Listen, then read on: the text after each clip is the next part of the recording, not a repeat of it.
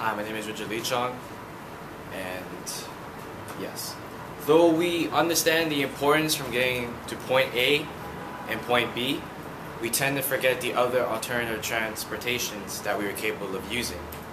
In New York City, for example, there are many forms such as public transportation or the automobile. But have you ever thought of getting somewhere without affecting the environment, or maybe keeping some money in your pocket? Not having that much reliability on a car and switching to a bike sharing policy could do just that and more.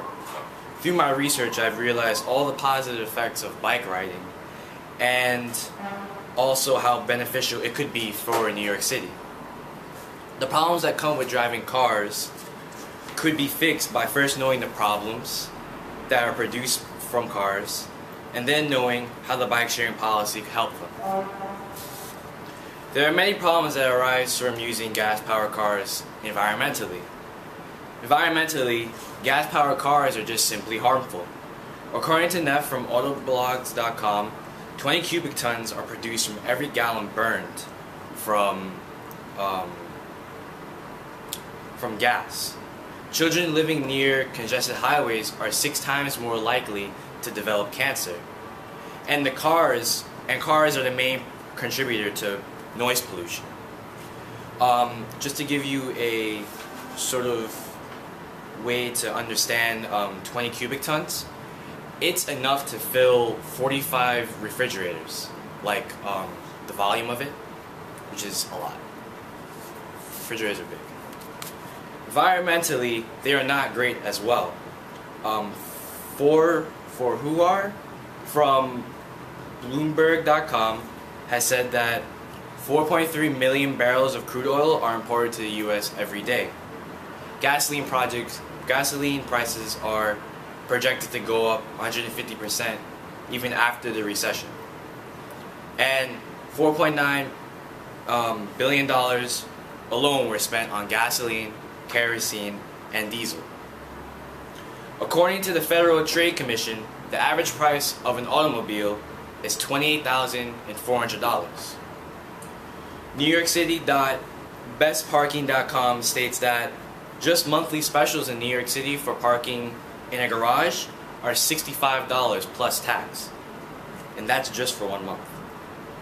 Now that you see that all the negative problems from gas-powered cars, what could be done to change these growing problems? The bike sharing policy could be the answer to the problems that come from gas-powered cars. What exactly is the bike sharing policy? Transalt.org has a great policy called the Public Bike Sharing Policy, also known as the PBS, which provides low-cost transportation in the metropolitan area. This provides alternative to short routes around the city. This is a similar program to what's happening in other places around the world, such as the Netherlands or France. In France, it is called Vilip, which is like the roots of PBS, of where they got it from. How does the bike sharing policy affect the environment positively? According to NewYorkCity.gov, it is the most environmentally efficient modes of transportation and the top 3 cardio workouts. Pedaling from a bike causes no pollution. CO2 is reduced because of less car usage. And also, according to skipacore.com, cardiovascular exercise is a great way to speed up your metabolism, thus creating a healthier body. This would also cut down on overspilling, which means essentially when a lot of cars are in like an area, like the parking lots could be used for other creational things such as making parks or like other forms of entertainment, such as like maybe the summer jams where they have like people performing in parks, and maybe a atrium, like an indoor sort of way to enjoy the environment.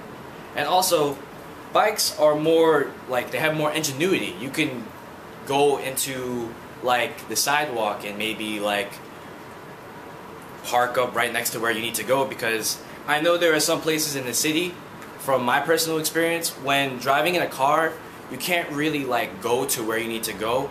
Sometimes they'll have really weird ways of like, you'll have to go to some sort of location and they'll give you like a really weird direction. You can't just go to it, you have to do like all these turns. So what about the bike sharing policy is good economically? Well, according to NewYorkCity.gov, an annual pass would cost $90. Now, that's a lot better than spending $104 on an unlimited Metro card for the subway, and that's only monthly. Now, there would be unlimited access for a bike for 30 minutes upon borrowing the bike, but if you borrow it for more than 30 minutes, it would just cost an extra $1 for an extra 30 minutes. So let's say, for example, you borrow 45 minutes, it would cost nothing for the first 30, but after you go above the other 30 minutes, it costs an extra $1. Now, the way to track this so these bikes don't get stolen, or that there's no fraud in payment, there's going to be high-tech anti-theft on them, so they can track them with GPS so you know where they're going. And also, the payment would be through credit card, so if you go above the allotted time, they'll just keep taking it out of your credit card. Thus, having bike sharing in New York City would be very beneficial to make it easier for ways of getting to wherever you need to go without hurting your wallet or hurting the world around you. Sounds great, right? Well, having this become a choice for New Yorkers would be positive for the city that they live in and for themselves. It might seem radical for the moment, but you can tell your councilman to consider this for the city. Maybe you'll be using it to get to school and have some extra cash for that special lunch or that extra cardio workout. Thank you.